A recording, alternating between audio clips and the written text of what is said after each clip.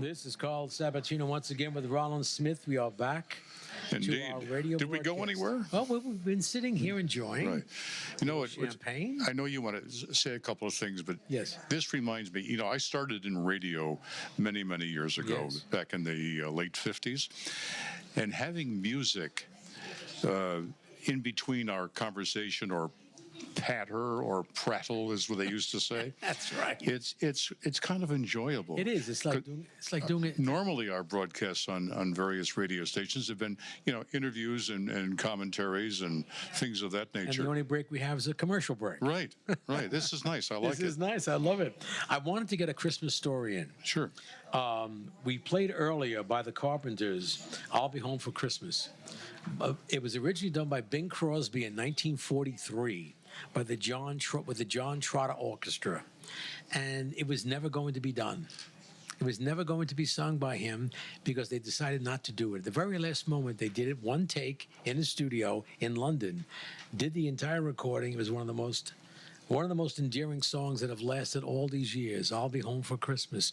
And I want to read just two verses of it because it hits the message, if you will. Sure, and that reminds me of something. So you read that, and I'm going to get something out for after We'll get caught up.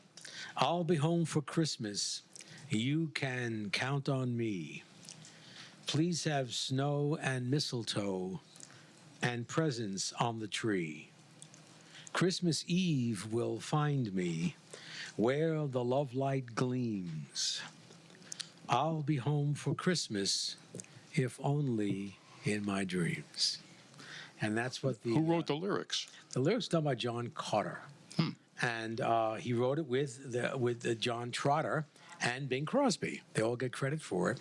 And it reached the soul of the people at home and the soldiers at home. I'll be home for Christmas, if only in my dreams. What a wonderful song. It has been the most rated, the most enjoyed Christmas song of all time. Well, that song many years ago inspired me in my muse days. When I fancy myself sometimes as a poet, and because I like to write poetry, and very well you do. And I keep it with meter and rhyme. I'm what they call a neoclassicist. Keep it the way it used to be, not just free-floating paranoia that's out there. But anyway, that song inspired me to write this poem called "Away Again." Yes. Shall you give us a verse or two or three? I'm away this Christmas, but I will send my heart to ring each bell you hear as distance keeps us part.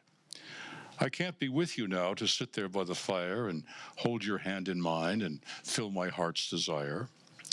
I can't be home this year to hear the season sing, nor be with you to smile at every little thing. I can't be home this Christmas to decorate the tree. Please hang my Christmas stocking from the mantel just for me. When you awake, my love, you'll feel my Christmas touch. It will be my message that I love you very much. So the day I'll think of you with every breath I take, I'll hear your soothing laughter, which will take away my ache. I can't be home this Christmas. If only it were so, I'll wish that Christmas next, I won't have to go. Isn't that beautiful?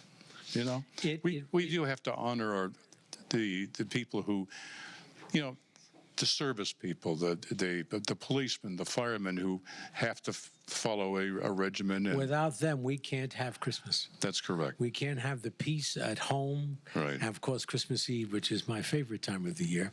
That day of peace and solace. Yeah. Before the anticipation of Santa down the chimney.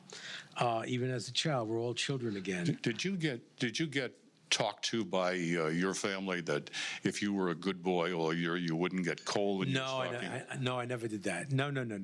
They loved Christmas with such reverence that they said, just be good. Which we were. For you, that's a pretty difficult thing. That was a chore. But we had a large family, and they enjoyed the reverence of the holiday season because it was for them the gift of giving. Christmas is not getting a gift, it's giving a gift. Sure. It's making someone else happy. And they, like others in our community, and I was born and raised, as you know, in Greenwich Village.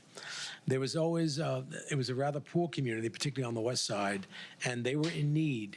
And I remember going with them up the stairs, giving meals, giving gifts to those particular poorer people in the tenement houses of Greenwich Village on the west side who needed the help. And that was what Christmas is all about. And to this day, there's still a lot of poor people out there. Yes, absolutely. And we still, all of us need to give from our substance, not our abundance. That's true. And we do. And we do it in these ways. I like to do it with music, because music is the pure gift, because it allows us to think of things in times of joy. Here we are sitting in front of the beautiful library, in front of this magnificent fireplace with a Christmas tree, with our guests here. Isn't it magnificent? It is. We're enjoying the benefits of life. Indeed. And you selected all of this music Yes, that we're I have. hearing. And so what do you have coming up? We have Burl Ives and the Canterbury Choruses, music that hasn't been played in 60 years. It was done right after the war, and Frank Sinatra. As you join us here at the Lotus Foundation Christmas Eve Yule Log celebration from the second floor library at the Lotos Club. Please enjoy.